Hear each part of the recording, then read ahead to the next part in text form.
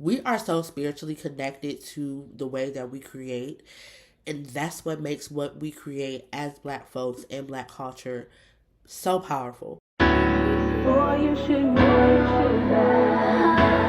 I'll catch you up, boy, you should know. Hey Mookie, welcome back to Creative South, where we speak to the creative Hoodoo in you. I am Mecca. Thank you so much for being here.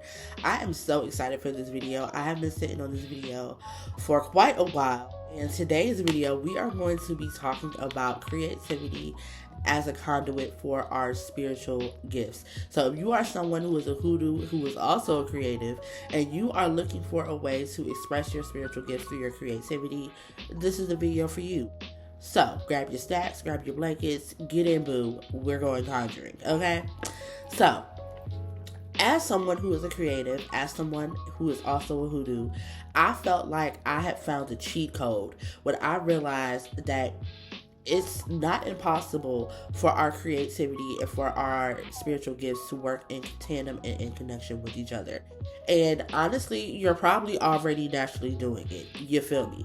I feel like as we look back through the course of Black culture, whether it be through film, whether it be through music, whether it be through literature, art, it is so refreshing to see hoodoo sprinkled into all of these things. Like, think of your favorite artists and think of the music that they think of your favorite artists.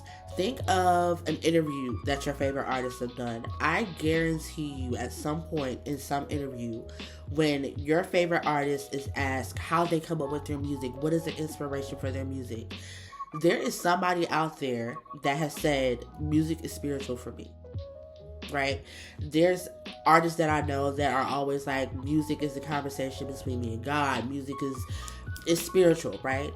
And that has always been the axis for Black culture. We are so spiritually connected to the way that we create, and that's what makes what we create as Black folks and Black culture so powerful. 9 times out of 10, you're already doing it. That's the good news, okay? And as per usual, I'm going to use myself as an example.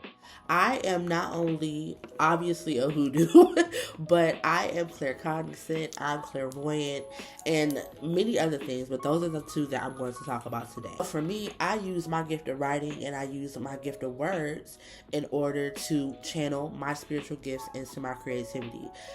For example, my book Foolish. I tell people all the time that my book Foolish is a working. And the reason that I say that is because, yes, it's a book that you can read just for the fun of it.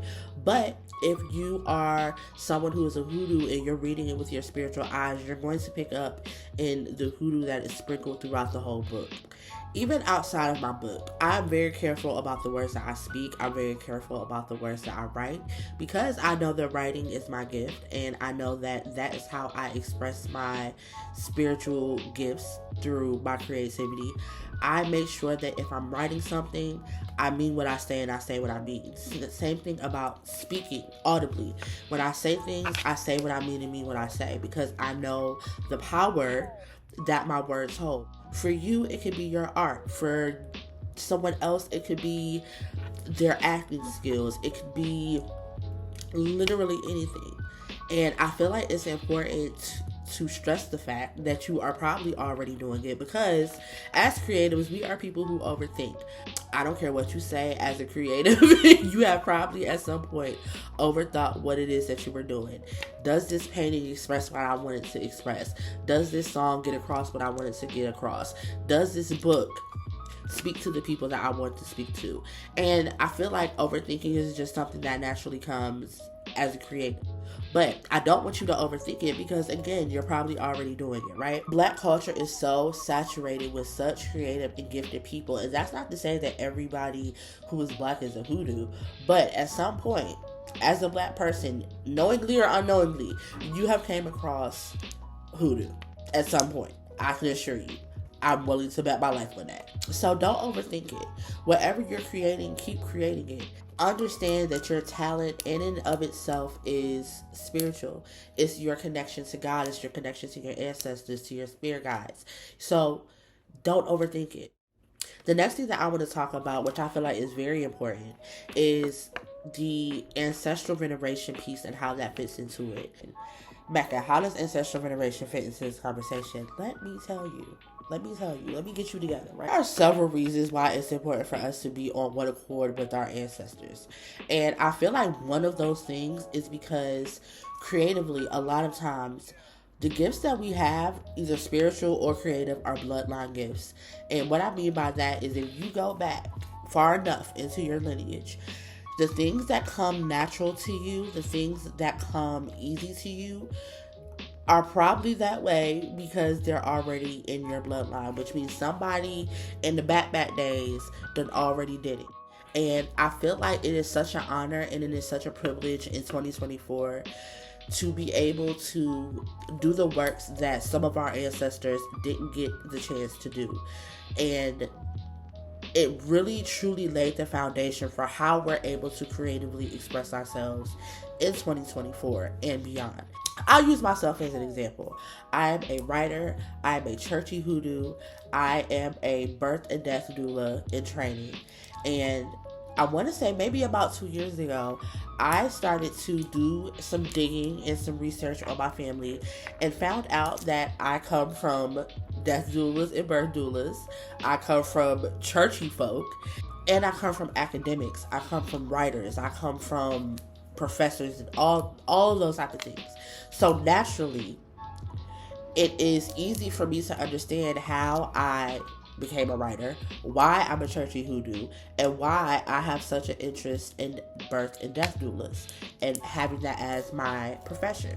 And I feel like even if I never knew that, I would still love these things just because I naturally love them. But knowing that my ancestors laid that type of foundation for me, laid that type of foundation within our bloodline to do works like this, makes it even more special to me. So I encourage you, as someone who is a creative and someone who is a hoodoo that is maybe trying to still understand their spiritual gifts, you're still trying to understand your creativity, talk to your family if you have the privilege to do so. If you still have elders alive, hell, talk to your parents about it, because your parents be knowing the tea. We just don't be asking the questions, okay? So with all that being said, don't overthink it. Not overthinking it is the key, because you're probably already doing it. And if you're already doing it, keep doing it. Keep creating. Creating in and of itself is spiritual, and as long as you are creating from a place where you are operating and allowing yourself to be a conduit for these spiritual gifts, for these creative gifts to flow through you, you're always going to have those two things in connection and in tandem with each other.